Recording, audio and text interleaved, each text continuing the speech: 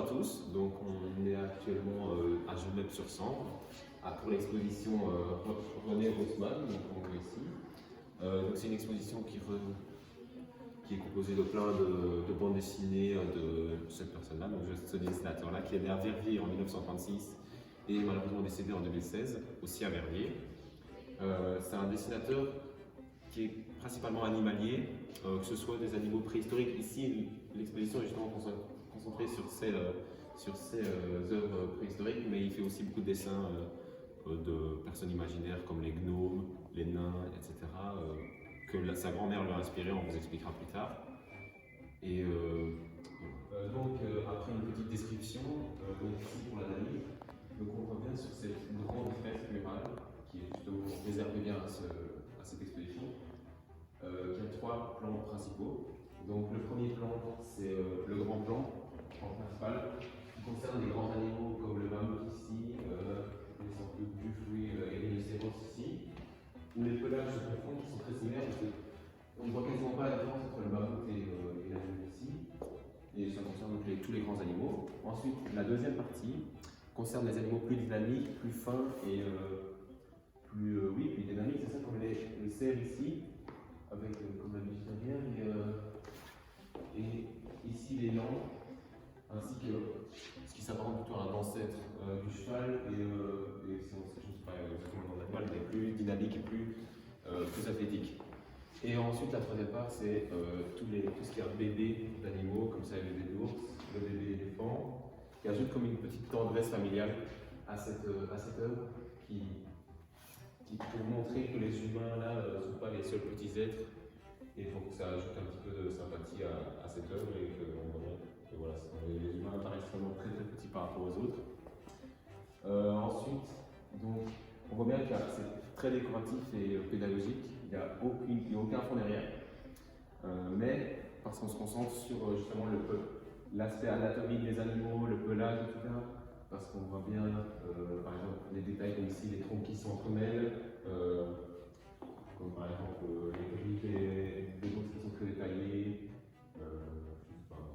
la maigre de l'animal ici, et le ventre caractéristique des chevaux un peu bombés.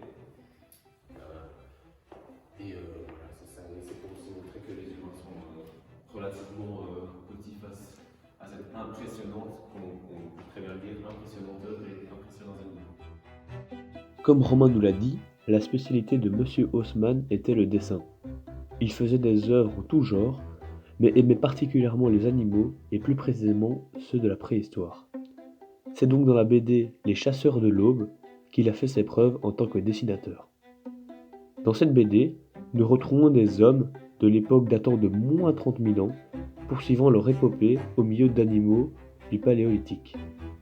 En regardant ces planches, on y retrouve tout le talent de René Haussmann, ainsi que la finesse et le détail qu'il apporte à chacun de ses dessins. De plus, René Haussmann s'applique davantage sur le décor, qui nous plonge dans l'histoire et nous fait ressortir notre instinct animal. Les décors froids, les combats sanglants et violents, et la présence d'une obscurité pesante nous font transplaner dans cet univers chaotique que l'on retrouve tout au long de l'histoire.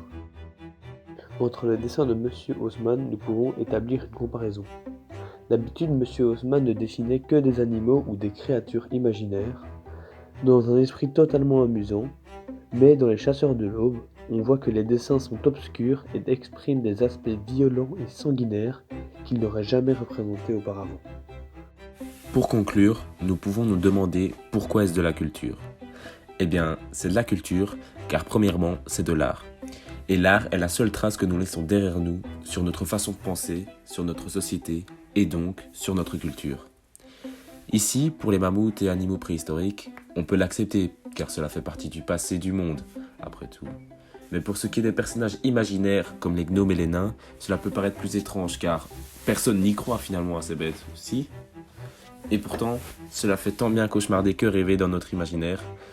Et n'est-ce pas là justement le but de l'art ?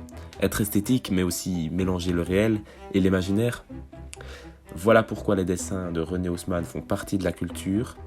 Et puis après tout, ne croire en rien est aussi stupide que de croire en tout.